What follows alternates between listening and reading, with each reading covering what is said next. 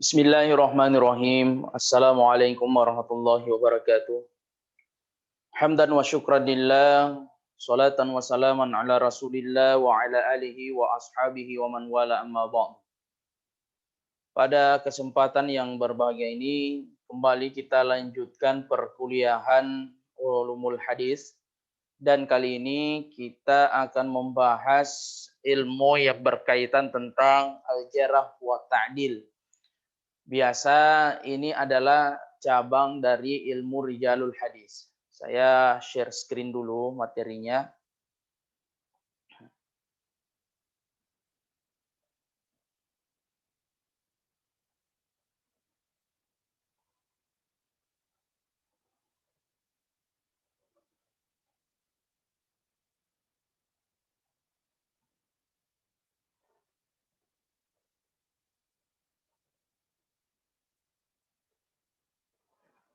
Jadi ilmu rijalul hadis itu adalah ilmu yang membahas keberadaan para rijalul hadis. Rijal itu dari kata rajulun yang berarti laki-laki, atau biasa diartikan manusia, biasa diartikan orang. Tapi kalau dalam segi atau dari bahasa menurut ulama hadis, bahwa rijal itu yang dimaksud adalah perawi hadis. Jadi keberadaan para rijalul hadis atau para rawi, ya. Jadi ilmu ini sebenarnya ada dua macam. Pertama, ilmu yang berkaitan tentang tarikh arwah atau ilmu sejarah, ya, atau ilmu yang membahas tentang keadaan para rawi dari segi aktivitas mereka ketika meriwayatkan hadis. Kemudian setelah itu ada juga diistilahkan dengan ilmu jarah wa ta'dil atau ilmu yang membahas keadaan para rawi dari segi diterima atau ditidaknya periwayatan mereka. Kemudian kita lihat definisi jarah, ya, atau tarjih. Ini sebenarnya munculnya suatu sifat pada diri perawi yang menodai sifat adilnya atau mencacatkan hafalan, atau juga bisa berarti kekuatan ingatannya yang mengakibatkan gugur, lemahnya riwayatnya, bahkan tertolak riwayatnya. Jadi ini sebenarnya adalah bentuk penilaian ulama terhadap para perawi hadis, ya. Ketika meriwayatkan sebuah hadis, itu ada penilaiannya. Jadi ada kriteria yang ditetapkan oleh ulama. Jadi orangnya itu seperti apa? Dia itu bagaimana? Sifat jeleknya itu apa? Nah, itulah yang dimaksud semua istilah jarah dan ta'dil. Nanti kita akan lihat dulu definisi jarah dan tarjihnya. Nah, kemudian jadi istilah jarah itu atau tarjih ini sebenarnya diartikan sebagai sifat bawaan seorang perawi, tetapi dari segi negatifnya itu jarah. Atau biasa juga ada yang mengatakan bahwa ini adalah sebuah statement yang mensifati seseorang perawi dengan sifat-sifat yang dapat menyebabkan lemahnya periwayatan atau tidak diterimanya riwayat tersebut. Nah, itu antara lain pengertian atau definisi menurut beberapa ulama hadis yang terkait dengan istilah jarah. Kemudian ada istilah ta'dil atau al-adl, yakni sebuah sifat seorang perawi dengan sifat-sifat yang baik sehingga tampak jelas keadilannya dan karenanya riwayat yang disampaikan dapat diterima. Nah, itu adil, ya. Kalau ini kan sudah hampir mirip, ya, sudah jadi bahasa Indonesia, ya, al-adl. Ya, tetapi ada istilah ta'dil, artinya penilaian dari segi positifnya, ya. Jadi dinilai itu dari segi positifnya. Kemudian orang yang tidak memiliki sifat mencacatkan keagamaan dan muru'ah sehingga kabar dan kesaksiannya bisa diterima. Ini jika dipenuhi syarat-syarat yang lain. Itulah diistilahkan istilah ta'dil. Kemudian muncul istilah ilmu jarah dan ilmu ta'dil. Apa itu ilmu jarah dan ilmu ta'dil? al-ilmu alladhi yubahasu fi ahwali ar-ruwat min haitsu qabuli ruwatihim aw raddiha. Atau ilmu yang membahas keadaan para rawi dari segi diterima dan ditolaknya periwayatan mereka. Jadi ilmu jarh ta'dil ini ya khusus untuk membahas keadaan para rawi. Jadi bukan hadisnya yang yang dinilai, melainkan orang yang meriwayatkan hadis tersebut. Nah, kemudian ini dasar ulama untuk menetapkan istilah jarh dan ta'dil ya. Ya ayyuhalladzina amanu in ja'akum fasikum binaba'in fatabayyanu. Ini ayat ya di dalam surah Al-Hujurat ya ayat 6.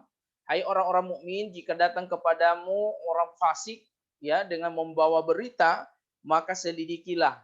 Mungkin kamu dapat mendatangkan musibah kepada kaum karena ketidaktahuan. Akhirnya kamu menyesal karena perbuatan. Nah, kemudian ada di dalam surah Al-Baqarah, wastashhidu syahidaini min rijalikum mimman tardawna minasyuhada. Dan carilah saksi dua orang ya, saksi-saksi dari dua orang yang kamu ridho terhadap mereka. Ini antara lain dasar rujukan ulama ya ketika ingin istilahnya menjarah atau mentakdil seorang perawi. Kemudian kita melihat perkembangan ilmu jarh ta'dil ini, sebenarnya ini sudah ada sejak di masa Rasul ya. Ya, ketika Rasul masih hidup, sebenarnya prakteknya sudah ada. Tapi lagi-lagi secara pembukuan ya memang belum ada di masa Rasulullah, tapi secara praktek memang sudah dicontohkan. Nah, kemudian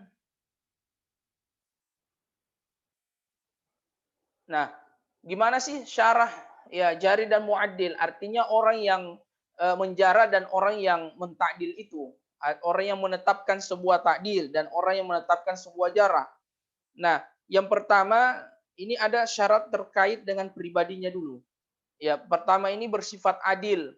Ya, dia harus adil, tidak boleh berat sebelah. Pokoknya dia harus istilahnya profesional ketika menetapkan apakah dia lebih mendominasi sifat jeleknya seorang perawi atau sifat positifnya. Kemudian dia tidak boleh fanatik terhadap mazhab. Karena yang meriwayatkan hadis itu kan mazhabnya beragam.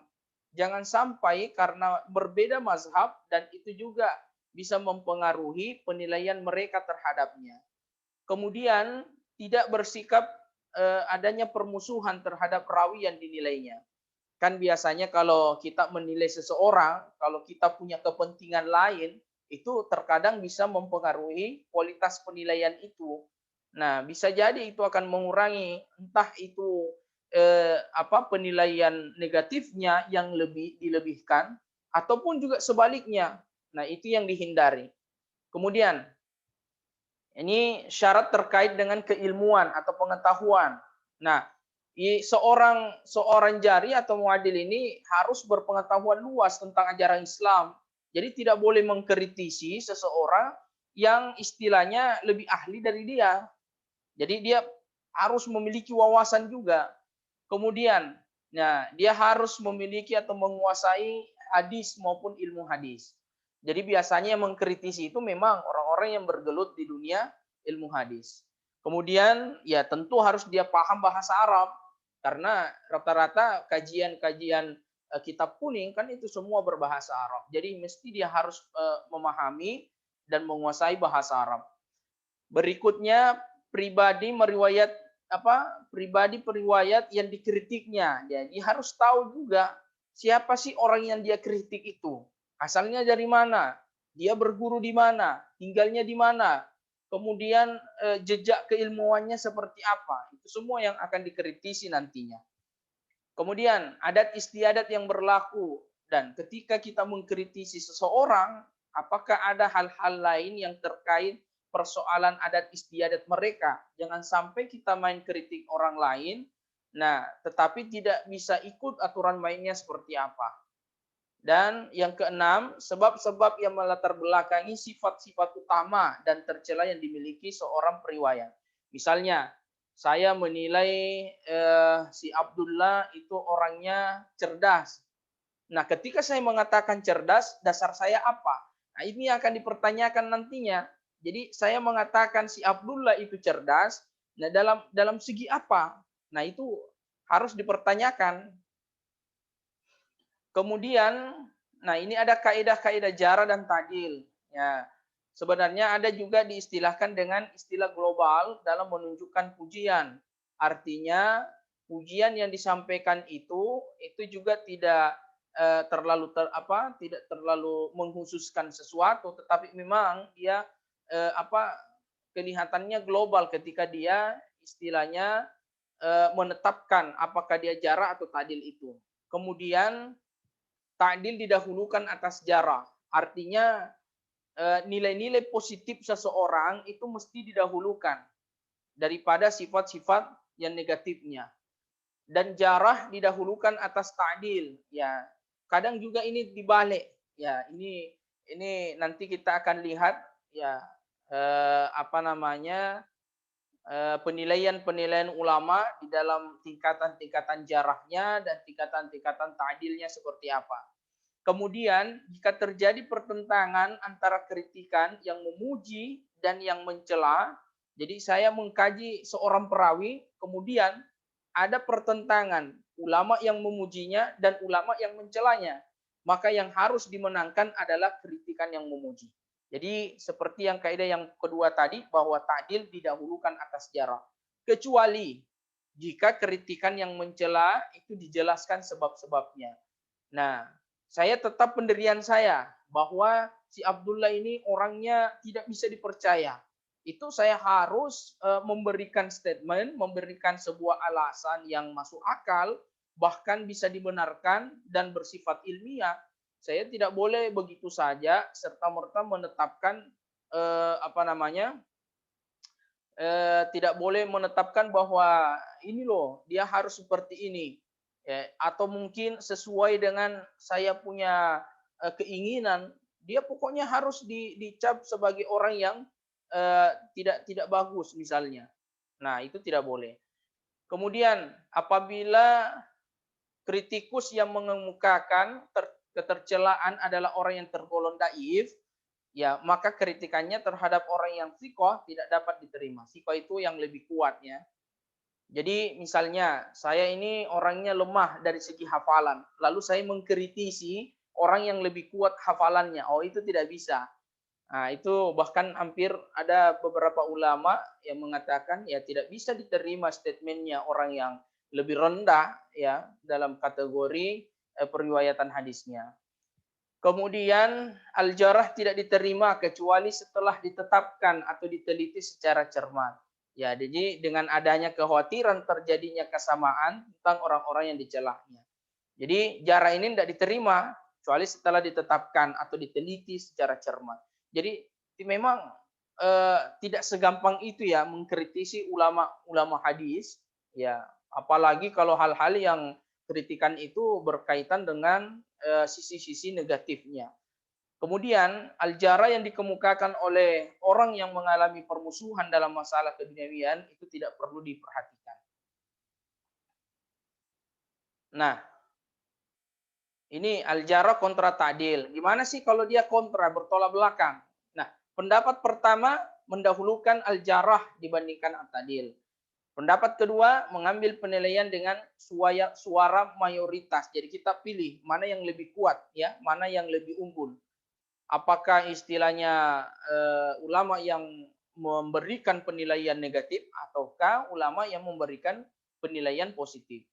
Kemudian pendapat ketiga mendahulukan pujian atas celaan, ya, tapi ya tentu disertai dengan penjelasan mengapa dia mencela, ya, kenapa dia memberikan statement negatif kepada perawi hadis tersebut.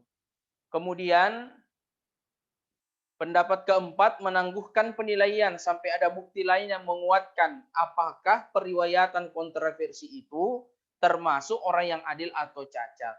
Jadi ketika misalnya kebingungan, ya, dia menangguhkan, ya kita tangguhkan dulu penilaiannya sampai adanya bukti yang menguatkan. Kemudian ini ada tingkatan ta'dil. Jadi yang pertama ta'dil dengan menggunakan ungkapan atau kata pujian yang eee kepada yang bersangkutan.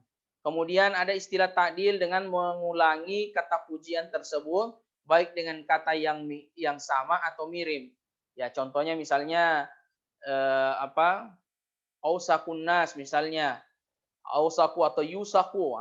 Itu menandakan bahwa, orangnya itu memang thiqah ya, atau orangnya itu kuat hafalannya. Kemudian ta'dil dengan menggunakan kata-kata pujian tanpa pengulangan. Ini nanti kita lihat ini ya, tingkatan ta'dilnya atau misalnya, dari segi bahasa Arabnya ya, ini penting juga ini. Kemudian tingkatan jarah juga sama, ya nanti kita akan, lihat bagaimana ulama menetapkan tingkatan jarah ini. Ya, dengan menggunakan kata yang lebih lunak atau berkisaran pada dusta dan lain sebagainya. Bahkan ada penilaian ulama memang dia menyebutkan di situ beberapa penilaian-penilaian negatif, misalnya al-kazzab atau apalah dan sebagainya. Al-kazzab itu artinya tukang bohong ya. Ya, untuk menetapkan dia tukang bohong ya dasarnya apa? Nah, ini yang paling penting kita teliti dan akan kaji nantinya. Sekira ini dulu untuk kesempatan hari ini dan saya akhiri. Assalamualaikum warahmatullahi wabarakatuh.